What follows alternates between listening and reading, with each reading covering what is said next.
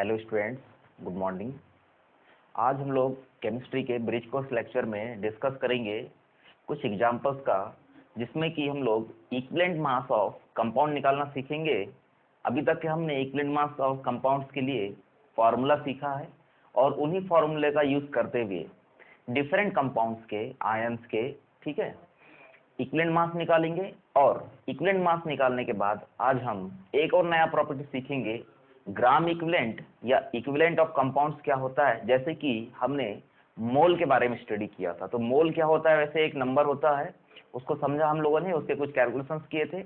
इसी तरीके से आज हम लोग सीखेंगे कि जो ग्राम इक्विवेलेंट नंबर है या इक्विवेलेंट नंबर है वो कैसे कैलकुलेट करते हैं जब हमारे पास किसी सब्सटेंस का गिवन वेट दिया हुआ है, जैसे कि मोल में भी गिवन वेट दिया हुआ था। तो आइए डिस्कस करते हैं हम कुछ एग्जांपल्स के, जिसमें कि इक्विवेलेंट वेट डिटरमाइन करने के लिए कहा जा रहा है। तो देखिए क्वेश्चन नंबर 1 है हमारे पास, calculate the equivalent mass of following compounds. इनके लिए हमको इक्विवेलेंट मास डिटरमाइन करना है, ठीक है। फर्स्ट है हमारे पास NaOH, पहला क्या है देखिए NaOH है, दूसरा है HCl, तीसरा है H2SO4, ठीक है, चौथा है ऑक्जेलिक एसिड, पांचवा है HNO3, ठीक है, HNO3 हो गया। नेक्स्ट है हमारे पास HNO3 के बाद MgOH होल ट्वाइस, ठीक है, H नंबर में लिख सकते हैं, सॉरी G नंबर में लिख सकते हैं हम लोग एल्यूमिनियम, H नंबर में लिखते हैं हम यहाँ पर कुछ भी ऐसा कंपाउंड लिखा जा सकता है, जैसे यहाँ लिखा हुआ है ऑक्सीजन, ठीक है। या एक काम करते हैं हम लोग, यहाँ लिखते हैं हम लोग मैग्नीशियम ऑक्साइड, ठीक है। इसके बाद लिखते हैं I नंबर में Al2SO4 होल ट्राइस, ठीक। J नंबर में हमारे पास है Na H2PO3, K में है Na3PO4, Na2HPO3, ठीक है। तो बहुत सारे कंपाउंड्स हम यहाँ लिखते जा रहे हैं। इसके कंप्लीट होने के बाद और भी कुछ कंपाउंड लिखेंगे हम लोग यहाँ पर। चलिए अब हम यहाँ पर क्या देखते हैं, इनके सॉल्यूशंस करते हैं। फर्स्ट क्वेश्चन है हमारे पास, इक्विवेलेंट वेट बताना है हमको NaOH का, ठीक है। तो इक्विवेलेंट वेट का जो फॉर्मूला था उसको मैं यहाँ पर वापस एक बार शॉर्टली लिख देता हूँ कि जो इक्विवेलेंट मास है, इक्विवेलेंट मास इक्वल होता है molar mass, equivalent mass equal to molar mass divide by valency factor. और मैंने बताया था जो वैलेंसी फैक्टर है ये अलग अलग स्पेसीज के लिए अलग अलग होता है, एसिड के लिए, बेस के लिए, सॉल्ट के लिए, एसिडिक सॉल्ट के लिए, न्यूट्रल सॉल्ट के लिए, बेसिक सॉल्ट के लिए, आयंस के लिए, एलिमेंट के लिए, ऑक्सीडाइजिंग एजेंट के लिए, रिड्यूसिंग एजेंट के लिए। इतने हमने इसका ब्रॉड क्लासिफिकेशन पढ़ा। तो ब्रॉड क्लासिफिकेशन में अब हमको ये देखना है कि हमारे पास जो एग्जांपल्स में कंपाउंड है वो किस कैटेगरी का है, या वो एसिड है, बेस है, किस कैटेगरी का है, उसी के बेसिस पे हम उसका इक्विवेलेंट वेट कैलकुलेट कर सकते हैं। जैसे कि देखिए फर्स्ट क्वेश्चन में है, फर्स्ट क्वेश्चन में क्या है, फर्स्ट क्वेश्चन का सॉल्यूशन करते हैं हम लोग। फर्स्ट क्वेश्चन में क्या है NaOH। अब इसमें देखिए OH दिखाई दे रहा है और OH जो है वो मेटल के साथ जुड़ा हुआ है, इसका मतलब NaOH क्या था, बेस था। तो NaOH क्या है हमारे पास, NaOH इज अ बेस, ये एक बेस है, ठीक है। NaOH एक बेस है, तो बेस के लिए, फॉर बेस के लिए क्या होता है इक्विवेलेंट वेट का formula, equivalent mass equals to molar mass divided by valency factor. Base के लिए क्या होता है एसिडिटी, यस करेक्ट। क्या होता है इसके लिए, बेस के लिए एसिडिटी, और एसिडिटी क्या होता है, how many number of H plus ion और HCl require for complete neutralization of this base. Okay, ये समझ में आया आपको। अब देखिए NaOH का मास कैसे निकालेंगे, तो NaOH का मोलर मास यदि निकालना है तो now molar mass of NaOH equals to sodium का मास 23, ऑक्सीजन का मास 16 और हाइड्रोजन का मास 1। ये कितना आ गया, 40 ग्राम पर मोल, 40 ग्राम पर मोल आ गया। तो इक्विवेलेंट मास के लिए वैलेंस फैक्टर क्या है इसके लिए, देखिए valence factor that means acidity equal to 1, क्योंकि NaOH को न्यूट्रलाइज करने के लिए एक ही HCl की जरूरत पड़ेगी। और ऑलरेडी हमने इसको जब बेसिसिटी पढ़ रहे थे और एसिडिटी पढ़ रहे थे उसमें डिस्कस किया है कि किस तरीके से हम यहाँ पर H+ का नंबर निकालेंगे या OH- का नंबर निकालेंगे, तो आप जाके उस लेक्चर को भी देख सकते हैं। अब यहाँ देखिए क्या होगा, इक्विवेलेंट मास के फॉर्मूले में हम पुट करते हैं वैल्यू, मोलर मास आ गया 40 और एसिडिटी आ गया 1, इसका मतलब जो इक्विवेलेंट मास आएगा ये भी कितना होगा, इक्विवेलेंट मास आ गया 40। ठीक है, इक्विवेलेंट मास क्या आ गया 40 ग्राम पर इक्विवेलेंट, 40 ग्राम पर इक्विवेलेंट। जैसे वहां पर होता है ग्राम पर मोल, यहाँ पर इसको बोलते हैं ग्राम पर इक्विवेलेंट। क्लियर हुआ पॉइंट। चलिए आगे देखते हैं हम लोग दूसरे क्वेश्चन में इसी को अप्लाई करते हैं। दूसरा क्वेश्चन है हमारे पास HCl। क्वेश्चन नंबर 2 क्या है देखिए, HCl। तो HCl के लिए वैलेंस फैक्टर क्या होगा, अब देखिए HCl क्या है, ये एसिड है, तो एसिड के लिए वैलेंस फैक्टर होना चाहिए बेसिसिटी। वैलेंस फैक्टर क्या होगा देखिए, बेसिसिटी, और basicity that means number of OH- ion, number of OH- ion require for complete neutralization of given acid. तो इसके लिए एक NaOH की जरूरत पड़ी है, एक OH- आयन की जरूरत पड़ रही है, तो वैलेंस फैक्टर कितना हो जाएगा इसके लिए, 1 हो जाएगा। अब देखिए मोलर मास HCl का कैसे निकालेंगे, तो हाइड्रोजन का मास 1 और क्लोरीन का मास होता है 35.5, क्लोरीन का मास कितना होता है 35.5 होता है, तो ये कितना आ गया देखिए 36.5 आ गया। चलिए अब इक्विवेलेंट मास का फॉर्मूला क्या होता है, equivalent mass equals to molar mass divide by valence factor, और मोलर मास है 36.5 और वैलेंस फैक्टर है 1, इसका मतलब जो 36.5 है यही हमारे पास इक्विवेलेंट मास भी होगा। क्लियर हुआ पॉइंट। तो देखिए हमने यहाँ पर दो क्वेश्चन को बहुत ही आसानी से सॉल्व कर दिया जब आपको इनके फॉर्मूले पता है और एटॉमिक मास कैलकुलेट करते आता है और कुछ पॉइंट्स आपको पता है जैसे कि एसिडिटी क्या होता है, बेसिसिटी क्या होता है। तो इसके बेसिस पे ही आपको ये पूरे एग्जाम्पल सॉल्व करने हैं कि कौन सा कंपोनेंट फॉर्मूला जो है हमको किस जगह पर अप्लाई करना है, किस जगह पर लगाना है। ठीक है, चलिए आते हैं दूसरे क्वेश्चन में। अब देखिए दूसरे क्वेश्चन में क्या है हमारे पास, दूसरा क्वेश्चन है H2SO4। सी नंबर में क्या है H2SO4। ठीक है, तो H2SO4 में क्या है देखते हैं। H2SO4 क्या है, एसिड है और इसके पास इसका स्ट्रक्चर मैंने आपको बना के बताया था, S double bond O, there is OH, there is also OH। तो यहाँ पर क्या है देखिए, ये यहाँ पर 2 OH ग्रुप है और यहाँ देखिए OH ग्रुप जो है वो नॉन मेटल से जुड़ा हुआ है। किससे जुड़ा हुआ है, अटैच्ड विथ S जो है नॉन मेटल है। इसका मतलब ये जो OH ग्रुप हैं ये बेस के जैसे बिहेव ना करते हुए एसिड के जैसे बिहेव करेंगे। किसके जैसे बिहेव करेंगे, एसिड के जैसे, act as acid, act as acid. ठीक है, एसिड के जैसे बिहेव कर रहे हैं ये, तो एसिड के जैसे बिहेव कर रहे हैं इसका मतलब यहाँ पर इनको न्यूट्रलाइज करते समय ये 2 हाइड्रोजन देगा, तो वैलेंसी फैक्टर इसके लिए कितना हो जाएगा, 2 हो जाएगा। वैलेंसी फैक्टर 2 हो गया। चलिए देखते हैं मोलर मास कितना होगा, तो 2 हाइड्रोजन का मोलर मास 2 हो गया। एक सल्फर, सल्फर का मास होता है 32। ठीक है, मैं बीच बीच में बहुत सारे एलिमेंट्स के ऐसा मास बताते जाऊंगा जो आपको धीरे धीरे याद हो जाने चाहिए। तो सल्फर का मास होता है 32, एक ऑक्सीजन का एटॉमिक मास होता है 16, तो हमारे पास 4 ऑक्सीजन है तो 4 का कितना हो जाएगा 16 into 4 that mean 60, 16 into 4 that mean 64। जब इसको सबको ऐड किए तो कितना आ रहा है ये देखिए 98। कितना आ गया ये 98 आ गया, सभी को ऐड करने से बिल्कुल 98 आ गया यहाँ पर। तो 98 क्या है, मोलर मास ऑफ H2SO4। ठीक है, चलिए इक्विवेलेंट मास का फॉर्मूला क्या होता है, equivalent mass equals to molar mass divided by valency factor.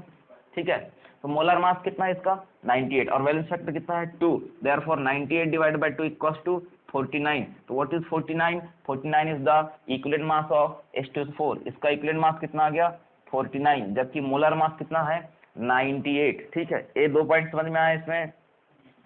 चलिए आगे करते हैं हम लोग दूसरे क्वेश्चन को। और इसके बाद लिखा हुआ है ऑक्जेलिक एसिड। ऑक्जेलिक एसिड को समझते हैं कैसे निकालेंगे। तो ऑक्जेलिक एसिड का फॉर्मूला क्या है, मैंने ऑलरेडी बताया है जब फॉर्मूला बताते समय कि ऑक्जेलिक एसिड का फॉर्मूला क्या होता है। ऑक्जेलिक एसिड का फॉर्मूला होता है COOH, ऐसा 2 बार लिखना है आपको। ठीक है, COH ऐसा लिखना है 2 बार आपको। अब देखिए यहाँ पर एक्चुअली में क्या होता है, जब हम ऑक्जेलिक एसिड की बात करते हैं तो क्रिस्टल फॉर्म में, in case of crystal form इसका स्ट्रक्चर होता है 2H2O के साथ, ये इसका क्रिस्टल स्ट्रक्चर होता है।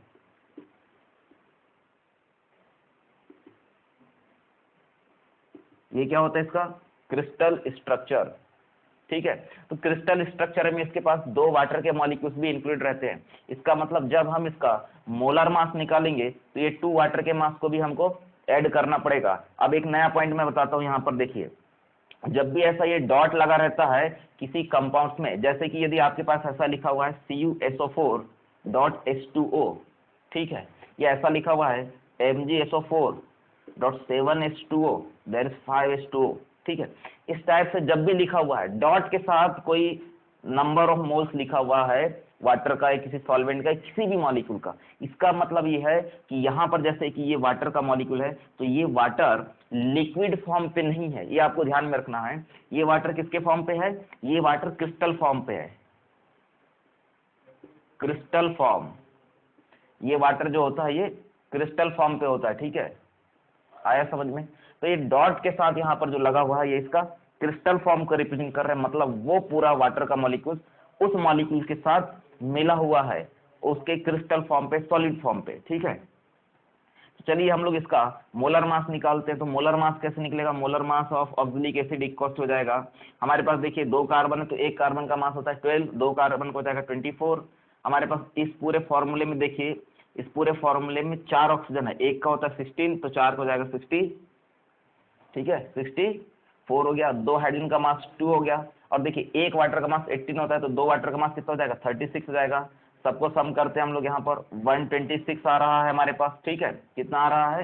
126 आ रहा है। अब बात करते हैं यहाँ पर वैलेंसी फैक्टर क्या होगा, इंपॉर्टेंट क्या है, वैलेंसी फैक्टर क्या होगा। तो वैलेंसी फैक्टर इसमें देखिए वाटर की वजह से जो भी हाइड्रोजन रिलीज हो रहा है या ऐड हो रहा है, तो वाटर यहाँ पर न्यूट्रल मीडियम का काम कर रहा है, वाटर न्यूट्रल है यहाँ पर, तो वाटर की वजह से कोई भी वैलेंस फैक्टर नहीं आने वाला है। और इसके पास देखिए स्ट्रक्चर बना के दिखा देते हैं एक बार, C double bond O there is OH, C double bond O there is OH। अब इसमें देखिए OH ग्रुप जो है, कौन सा ग्रुप? OH ग्रुप जो है वो OH ग्रुप मेटल्स से ना जुड़ते हुए नॉन मेटल से जुड़ा हुआ है। इसका मतलब OH ग्रुप किसके जैसे बिहेव करता है? जब भी नॉन मेटल से जुड़ा रहता है तो एसिड के जैसे। तो यहाँ पर ये किसके जैसे बिहेव करेगा? एसिड के जैसे। तो जो ऑक्जेलिक एसिड का मॉलिक्यूल है वो 2 हाइड्रोजन को बहुत ही आसानी से रिलीज कर सकता है, ठीक है। तो ये कितना हाइड्रोजन दे सकता है? 2 हाइड्रोजन दे सकता है। तो इसके लिए वैलेंस फैक्टर कितना होगा? 2 होगा, क्योंकि इसके लिए बेसिसिटी जो होगा वो 2 होगा।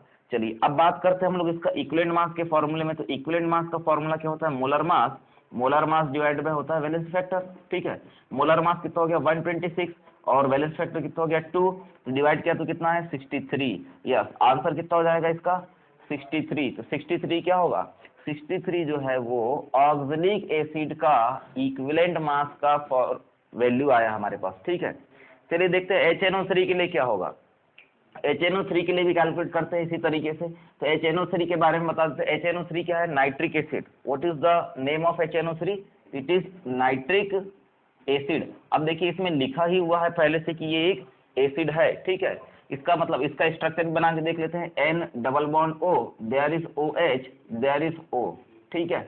अब यहाँ समझिए इसमें भी देखिए कि जो OH ग्रुप है वो नॉन मेटल से जुड़ा हुआ है। OH ग्रुप जो है वो नॉन मेटल से जुड़ा हुआ है, तो नॉन मेटल से जुड़ा है तो ये किसके जैसे बिहेव करेगा? एसिड के जैसे बिहेव करेगा, एसिड के जैसे बिहेव करेगा। कितने हाइड्रोजन है इसके पास जो डोनेट किए जा सकते हैं? एक ही है, मतलब इसका वैलेंस फैक्टर कितना हो जाएगा? 1 हो जाएगा।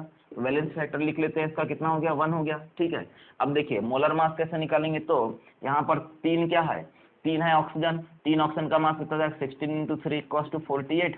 एक है हाइड्रोजन और एक है नाइट्रोजन, नाइट्रोजन का मास होता है 14, ठीक है। सबको ऐड कर रहे हैं, कितना आ रहा है? देखिए 63 आ रहा है। कितना आ रहा है? 63 आ रहा है। चलिए तो इक्विवेलेंट मास का फॉर्मूला क्या होगा? ये आया था हमारे पास मोलर मास, ठीक है। इक्विवेलेंट मास का फॉर्मूला क्या होता है? Equivalent mass equals to molar mass divide by valence factor, ठीक है। तो मोलर मास कितना आ गया हमारे पास? 63, और वैलेंस फैक्टर कितना है? 1, मतलब 63 डिवाइड बाय 1 या 63 ही हमारे पास क्या हो जाएगा?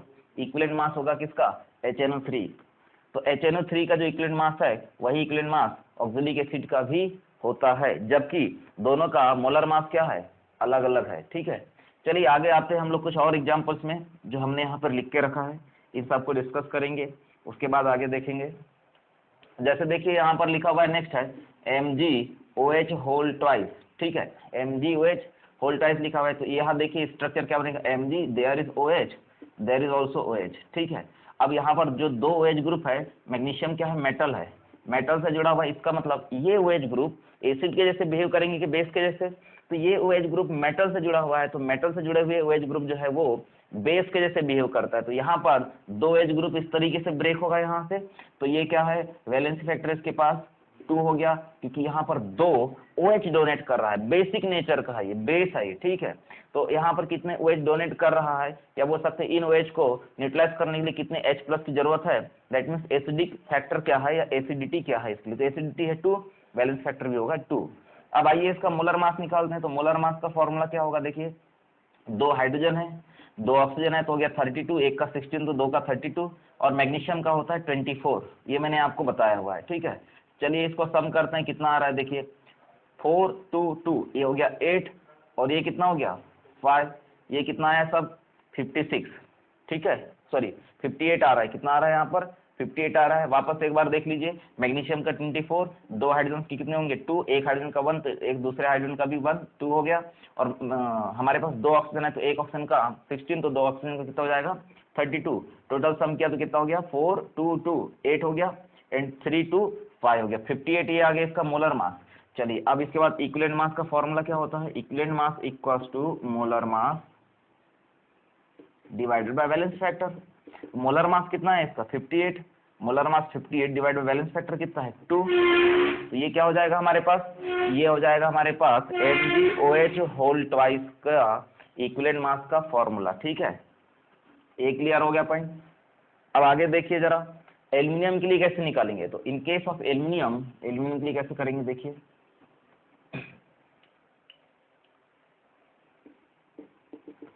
Al के लिए देखते हैं हम लोग।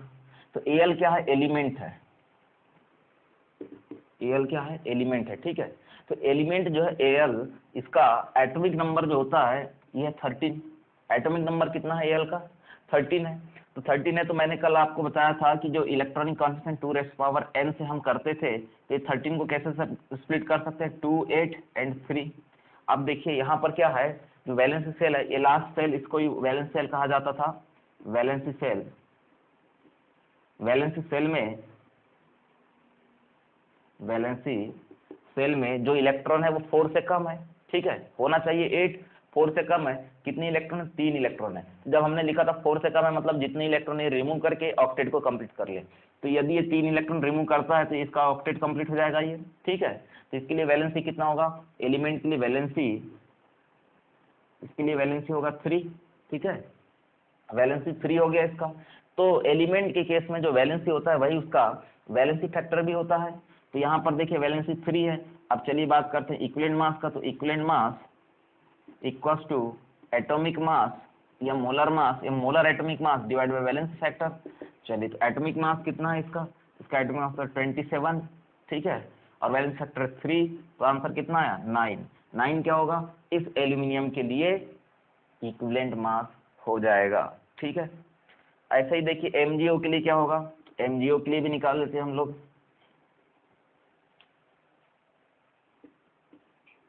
MgO, ठीक है।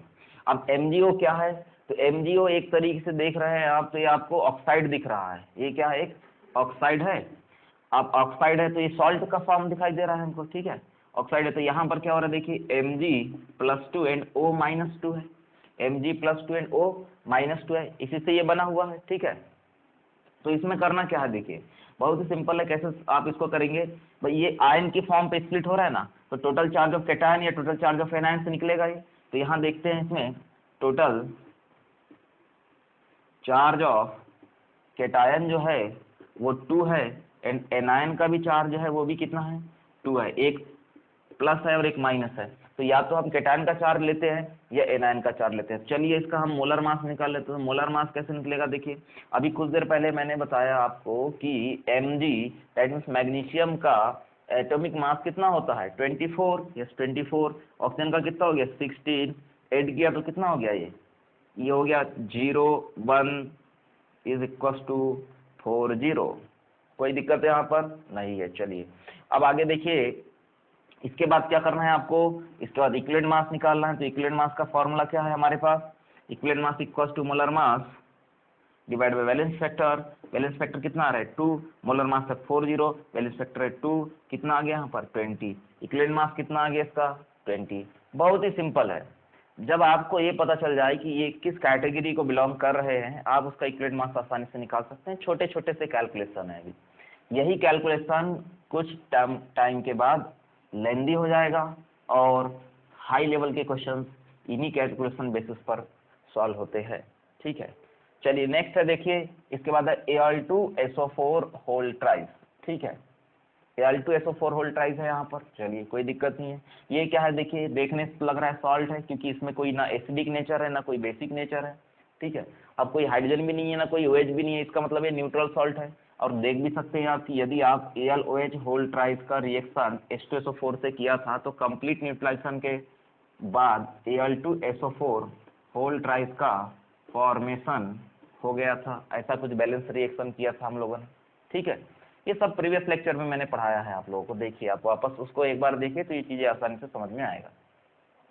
तो चलिए यहाँ पर इसको स्प्लिट करते हैं तो क्या मिलेगा यहाँ से 2Al+3 मिलेगा या 3SO4-2 मिलेगा। तो इसके चार्ज भी कितना हो गया +6 चार्ज, और इसका भी चार्ज कितना हो गया -6, तो वैलेंस फैक्टर कितना हो जाएगा 6 हो जाएगा, चाहे कैटायन का चार्ज ले या एनायन का चार्ज ले। तो इसके बाद देखिए एल्यूमिनियम का मास मैंने आपको बता ही दिया है, सल्फर का मास बता दिया है, ऑक्सीजन का भी मास बता दिया है। तो आप क्या करेंगे इसके लिए, इक्विवेलेंट मास का जो फार्मूला होगा, equivalent mass equals to molar mass divide by 6, ये हमारे पास फॉर्मूला आ जाएगा और मोलर मास आप कैलकुलेट करके लाके यहाँ पर रख सकते हैं। ठीक है, अब इसके बाद देखिए जो नेक्स्ट क्वेश्चन है वो क्या है, यहाँ पर आपको थोड़ा सा दिमाग लगाना है। NaH2PO3, तो ये बना कैसे होगा, ये बना होगा NaOH का रिएक्शन यदि हम H3PO3 से करा दें तो H3PO3 में 3 हाइड्रोजन दिखाई देते हैं, लेकिन ये डाई बेसिक होता है या बाइप्रोटिक होता है। ठीक है, तो यहाँ पर हमने इसका रिएक्शन कराया तो क्या बना NaH2PO3 प्लस वाटर बना। इसका मतलब इसके पास और एक हाइड्रोजन रिप्लेसेबल है, 2 हाइड्रोजन रिप्लेसेबल थे, 2 में से एक ही रिमूव हुआ है, तो ये क्या हो गया एसिडिक सॉल्ट। ये मैंने आपको पहले भी लेक्चर में डिस्कस किया है, एसिडिक सॉल्ट हो गया। और इसके पास नंबर ऑफ रिप्लेसेबल हाइड्रोजन कितना है 1 है। तो इसके लिए वैलेंस फैक्टर कितना हो जाएगा, वैलेंस फैक्टर इक्वल हो जाएगा 1, तो इसका इक्विवेलेंट मास इक्वल टू क्या होगा, इक्विवेलेंट मास इक्वल हो जाएगा मोलर मास डिवाइडेड बाय 1, ये इसका फॉर्मूला आएगा। और सोडियम का एटॉमिक मास 23 होता है, हाइड्रोजन का मैंने बता दिया है, फास्फोरस का एटॉमिक मास 31 होता है। इससे आप कैलकुलेट करके मोलर मास रखिए, यहाँ पर आंसर आ जाएगा। चलिए उसके बाद के नंबर के क्वेश्चन में देखते हैं। तो यहाँ पर देखिए ये बना हुआ है किससे, यदि हम NaOH का रिएक्शन H3PO4 से करा दे तो क्या बनेगा यहाँ से Na3PO4। इसका मतलब ये फॉस्फोरिक एसिड के कंप्लीट न्यूट्रलाइजेशन से बना हुआ है। तो कंप्लीट न्यूट्रलाइजेशन बना हुआ है तो इसका जब स्प्लिटिंग करेंगे तो क्या मिलेगा Na+3 मिलेगा और PO4-3 मिलेगा। मतलब कैटायन पे चार्ज देखें तो 3 हो गया टोटल चार्ज, और एनायन पे देखें तो 3 हो गया। तो वैलेंस फैक्टर इसके लिए कितना आएगा, इधर लिखते हैं इसके लिए वैलेंस फैक्टर इक्वल टू आ जाएगा 3, और फॉर्मूला आपके पास पता ही है मोलर मास डिवाइड बाय 3 हो जाएगा। लेकिन इंपॉर्टेंट है इस क्वेश्चन के लिए। तो ये क्वेश्चन क्या है इसको समझते हैं, ये एसिडिक सॉल्ट लगेगा बेसिक सॉल्ट लगेगा क्या लगेगा, इसको आपको समझना है। ये कैसे बना होगा, यहाँ HPO3 दिखाई दे रहा है, इसका मतलब और Na2 दिखाई दे रहा है, तो NaOH के 2 मोल को H3PO3 से रिएक्शन करते तो हमारे पास Na2HPO3 बन जाता। ठीक है, अब देखिए मैंने बताया था आपको कि इसका स्ट्रक्चर इस तरीके से होता है, P double bond O OH OH और यहाँ एक H होता है। इसके पास 2 ही OH ग्रुप है और ये 2 OH ग्रुप नॉन मेटल से जुड़ा हुआ है, तो ये 2 ही हाइड्रोजन रिमूव कर सकता है। मतलब इसके लिए वैलेंसी फैक्टर होता है 2, बाई एसिडिक होता है या बाइप्रोटिक हो सकता है। ठीक है, बाइप्रोटिक। और इसके पास से दोनों प्रोटॉन निकल गए तो बना ये डाई सोडियम हाइड्रोजन फॉस्फेट बना हुआ है। ठीक है, तो ये क्या है देखिए दोनों इसके पास से हाइड्रोजन निकल गए हैं तो Na2HPO3 बना हुआ है। अब इसके पास जो भी है वो हाइड्रोजन रिप्लेस नहीं होने वाला है, इसका मतलब ये बन गया है न्यूट्रल सॉल्ट। क्या बन गया ये न्यूट्रल सॉल्ट बन गया, तो न्यूट्रल सॉल्ट के लिए वैलेंसी फैक्टर होता है कैटायन का चार्ज या एनायन चार्ज। तो यहाँ देखिए स्प्लिट करेंगे तो कैटायन मिलेगा हमको 2Na+ और एनायन मिलेगा HPO3-2। तो वैलेंस फैक्टर कितना दिखाई दे रहा है इसके लिए? 2 दिखाई दे रहा है। तो बहुत सारे स्टूडेंट्स में कंफ्यूजन होते हैं कि इसमें एक हाइड्रोजन दिखाई देता है और स्टूडेंट्स को लगता है कि yes it is acidic in nature, that means it is acidic salt. तो आसानी से वो सोचते हैं कि एसिडिक सॉल्ट है, एक हाइड्रोजन रिमूव हो रहा है, वैलेंस फैक्टर 1 होगा, बट इसके लिए वैलेंस फैक्टर कितना है? 2 है। ऐसे हमारे पास बहुत सारे और भी एग्जाम्पल आएंगे जो कि आपको असाइनमेंट में दे जाएंगे, जिनका वैलेंस फैक्टर आपको जो दिखाई दे रहा है उस तरीके से नहीं डिटरमाइन होगा। तो उसके लिए आपको प्रैक्टिस करना है, तभी जाके वो क्वेश्चन सॉल्व हो पाएंगे। तो ये हमने बहुत सारे क्वेश्चंस के स्टडी किए और देखा उनका सॉल्यूशन कि किस तरीके से हम इक्विवेलेंट मास डिटरमाइन कर सकते हैं अलग अलग कंपाउंड्स के लिए। कुछ एसिडिक था, बेसिक था, डिफरेंट सॉल्ट थे, ठीक है। आइए अब हम लोग आगे का कुछ क्वेश्चंस देखते हैं।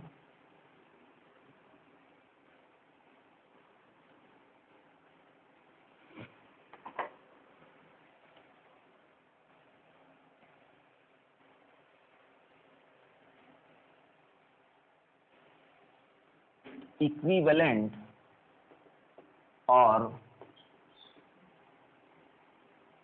ग्राम इक्विवेलेंट, ठीक है, इसको EQ से भी रिप्रेजेंट किया जाता है और GEQ, ठीक है, ये इसका रिप्रेजेंटेशन होता है। इसका मीनिंग क्या होता है, फॉर्मूला क्या होता है? तो जैसे हमने देखिए मोल का फॉर्मूला क्या लिखा था, मोल इक्वल्स लिखा था given weight of substance in terms of gram divided by molar mass in terms of ग्राम पर मोल, ये लिखा हुआ था। यहाँ पर भी ऐसे फॉर्मूला बनता है। देखिए ये वाला पार्ट सेम रहता है, ये चेंज हो जाएगा। यदि हम गिवन वेट ऑफ सब्सटेंस को गिवन वेट ऑफ सब्सटेंस